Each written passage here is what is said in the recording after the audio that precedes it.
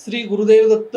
नमस्कार. एप्रिल 2025 हा महिना तूळ राशीच्या व्यक्तींसाठी कसा जाणार आहे हे आपण समजून घेणार आहोत. मासिक राशी भविष्यामध्ये तूळ राशीच्या व्यक्तींना 5वा शनी हा बदललेला आहे आणि त्यामुळे विवाह किंवा शिक्षण किंवा संतती याचे जे काही प्रश्न निर्माण झाले होते ते प्रश्न हळूहळू आता कमी व्हायला सुरुवात होईल. विद्यार्थ्यांच्या अभ्यासामध्ये लक्ष लागेल, त्यांची एकाग्रता वाढेल. अष्टमातील गुरु तिथे हर्षल ग्रहाचे आगमन झालेले आहे, त्यामुळे आर्थिक प्रश्न, वडिलोपार्जित प्रॉपर्टीचे प्रश्न या कालखंडामध्ये मार्गी लागतील. पण प्रकृतीच्या तक्रारी काही प्रमाणामध्ये या लोकांच्या वाढतील. लवकर निदान न होणारे आजार सतावतील. एप्रिलच्या पहिल्या पंधरवड्यामध्ये तुमची कामे कमी असले तरी संधी व प्रसिद्धी या कालखंडामध्ये मिळेल. हितशत्रू जागे होतील, परंतु तुम्ही बुद्धी कौशल्याने कामे पूर्ण करण्याकडे तुमचा कल राहील. हाताखालील नोकर चाकर यांचे सहकार्य तुम्हाला उत्तम पद्धतीने मिळेल. मानसिक स्थिती सुधारेल. 8वा गुरु असला तरी शुक्रामुळे विवाहाच्या संबंधीतील हालचाली होतील व काहींचे विवाह ठरतील. महिलांना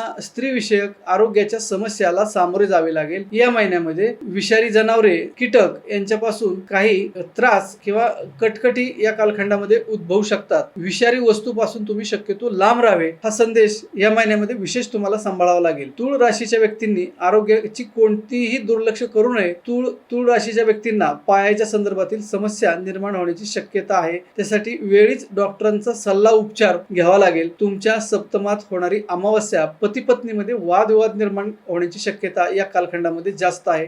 हा वादविवाद टोकाला जाणार नाही याची काळजी तुम्हाला महिन्याच्या शेवटच्या काही तारखांमध्ये तुम्हाला घ्यावी लागणार आहे. जशी वादविवादात होणार नाही याची तुम्ही काळजी घेणार आहात, त्याचप्रमाणे एकमेकांच्या आरोग्याची देखील तुम्हाला काळजी याच कालखंडामध्ये घ्यावी लागणार आहे. तूळ राशीच्या व्यक्तींनी जर विष्णू सहस्त्रनाम, व्यंकटेश स्तोत्र ही जर काही उपासना केली तर त्यांना हा महिना अतिशय लाभदायी असा हा ठरू शकतो. एकंदरीत तूळ राशीच्या व्यक्तींनी आरोग्याची काळजी घेणं या महिन्यामध्ये जास्त महत्त्वाचं ठरणार आहे. त्याचप्रमाणे वाहनांपासून काळजी घेणं, पायाच्या संदर्भातली काळजी घेणं हे ह्या महिन्यामध्ये जास्त महत्त्वाचं ठरेल. यांच्यासाठी शुभ तारखा ज्या आहेत त्या तारखा आहेत 13, 14 आणि 15. ह्या तारखांना विशेष असा त्यांना फायदा झालेला दिसेल किंवा काहीतरी आनंदाची बातमी या तारखांना त्यांच्यापर्यंत येऊन पोहोचेल. ज्या अशुभ तारखा आहेत त्याच्यामध्ये 26, 27, 28 आणि 29 या तारखांना शक्यतो महत्वाची कामे जर त्यांनी टाळली तर त्यांच्यासाठी अतिशय फायद्याचं असं ठरू शकतं. शुभम भवतु.